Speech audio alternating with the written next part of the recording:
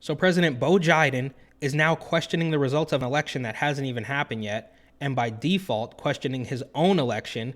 But he's also pushing these free masks and free tests on everybody as we enter year 3 of this nonsense, because printing money just wasn't enough. And now he's going to tell you that he's the savior of the country because he gave you a free mask and a free test. And this is obviously the one issue that he and the rest of the corrupt establishment will continue to use forever to mask, no pun intended, all of their failures. And they're really not even failures. It's actually all by design, and it is going according to plan outside of getting maybe just a little bit more pushback than they initially expected, but that's a different story. And this should make it crystal clear that these tests are totally unnecessary and these scientists are completely incompetent. Nearly 14,000 COVID tests left untouched for a week in Bay Area lab. Customers still wait for results. Scientists weigh in on concerns about the accuracy of the results after tests were sitting out for 7 days. So it wasn't that long ago, a week or so ago, that the SF Gate reported that people were lining up outside of a questionable testing facility. And now an apparent real testing facility drops the ball on 14,000 tests. So if they can't get this done, you only had one job, but if you can't get it done, why should we trust the accuracy of any of these things? And we also just had Rochelle Walensky tell us that, well, certain tests don't correlate with transmissibility. So I'm not really sure what the point of it was to begin with, except for maybe pump the numbers and continue to push fear into everybody. Now, of course, we all knew that it was all nonsense, but I just can't help myself. This is completely insane. The poke doesn't stop transmission. The tests don't convey transmissibility. And now the test sites aren't even processing the test. So what has this all been for? If I can't scuba, then what has this all been about? What am I working towards? I'm not really sure, but let's see what the good folks at ABC 7 News have to say about the unprocessed Rona test. And nearly 14,000 COVID tests left unprocessed in a Pleasanton-based lab. Now, many customers waiting nearly 2 weeks to get results. U.S. and now the I-team is getting answers. ABC 7 News reporter Steph. So people were waiting nearly 2 weeks to get results. And if this was half as bad as they claim it is, then we would be hearing a lot of horror stories about what happened in that 2 weeks. But that's not getting reported. Stephanie Sierra is here now with the testing troubles. Steph? That's right, Kristen. We've heard from many of you who've been anxiously waiting for your COVID PCR test results from Virus Geeks. You were promised a 48-hour turnaround time, but now it's nearly 2 weeks later. So tonight we have an answer for you about why it took so long.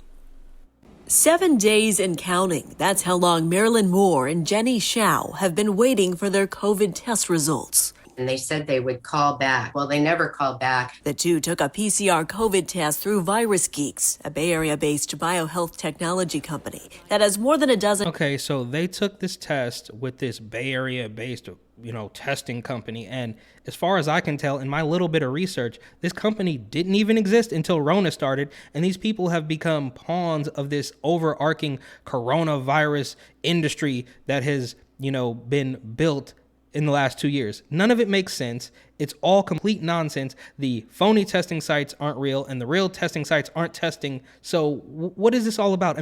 This always begs the question, for me at least, did you feel sick? And you've waited 7 days, so did it come and go? What was this all for? Because somebody on the television told you that you had to take a test. You did it for your job. I'm not really sure why this is even happening anymore. This is year 3, right? We're going into year 3 of this, and people are sitting there like, well, I need a test to tell me if I feel sick or if I'm healthy or not. It's like, how do you feel, bro? Stay at home if you feel sick. Eat a bowl of chicken soup. That's how it used to go. But those days are obviously long gone, and now we have to sit and wait for some lab scientist to tell you if you're sick or not. And then when he tells you whether you're sick or not, they're still not going to give you a cure. They're not going to give you a pill because the pills, the HCQ and the ivermectin, the horse paste, all of that stuff is completely deadly. So they're just going to tell you to stay at home for what was 10 days and now is only 5 days. I'm just so baffled by this insanity. And COVID test sites across San Francisco and the peninsula. I have an update for you. Okay.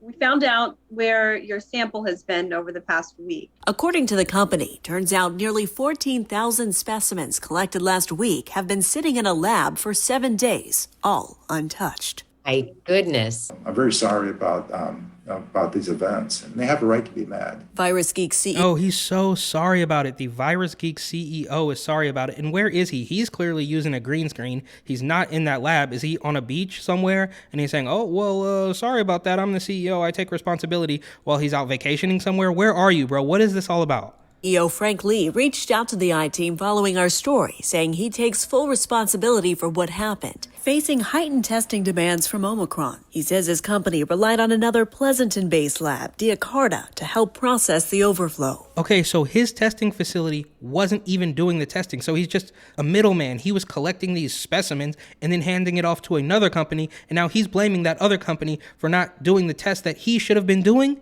But days went by, still nothing. Didn't feel right, so something's going on, right? We have a problem here, okay? Because now we're going on day 3, day 4, day 5. When were you first notified there was an issue?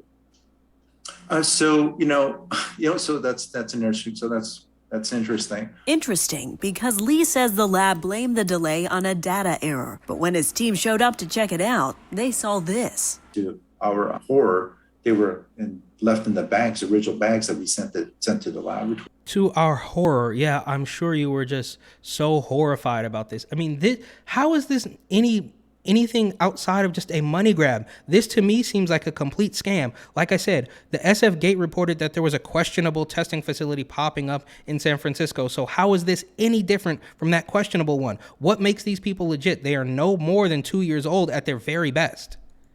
Lee says the roughly 30 bags of samples are all from the company's test sites at the San Mateo County Event Center and the Monterey Airport. Did they indicate to you what happened, what the problem was? They said they'd have only one scientist. So give you an idea, to process 5,000 samples a day, you need a minimum of 3 scientists. The ABC 7 News I-Team reached out to Diacarta for further comment, but the company denied Virus Geeks sample bags were sitting in their facility for over a week, despite these pictures showing the company's tags on them in their facility. Diacarta said. So they're pointing the finger at each other. Oh, we didn't do it. We this is absolutely insane. And how anybody is still playing this game is truly beyond me. As a portion of the samples were processed, but admitted to the I-Team. Due to increasing workload from our own customers, we told them to take samples back. Virus Geeks has pulled back testing at all of their locations across Northern California as the company works to process the influx of samples left in these bags. How long do you think it will take to clear out that backlog? I anticipate by Thursday, everything should be done. So we checked back. Do you think that will happen today?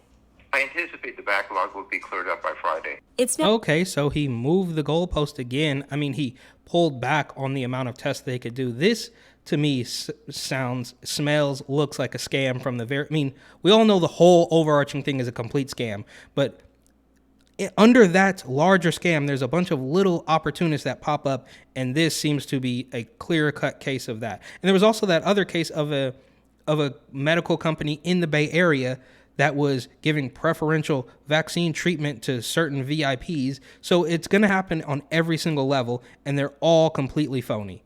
Now been 10 days since these specimens were collected. It essentially defeats the purpose.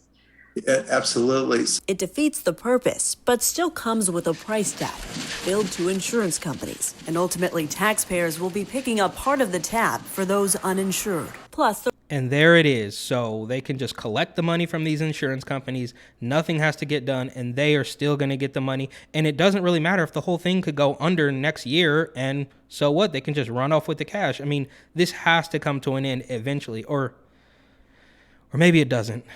The remaining backlog raises concerns about the quality of the specimens. Lee told the I-Team. Samples remain viable up to 21 days in ambient temperatures. So, within room temperature, they're fine. Samples remain viable for up to 21 days in ambient temperatures. Okay, so in that 21 days, does it matter if the person who submitted for that test is sick or not anymore? How much more obvious can this be? This is insane. But since he's a scientist and this is a lab, a green screen lab that he's in front of, then I guess we should believe him?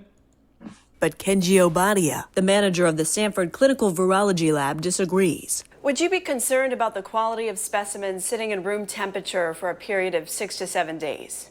For me, it's very unlikely that you have accurate results if the samples are kept at room temperature for that up to that amount of time.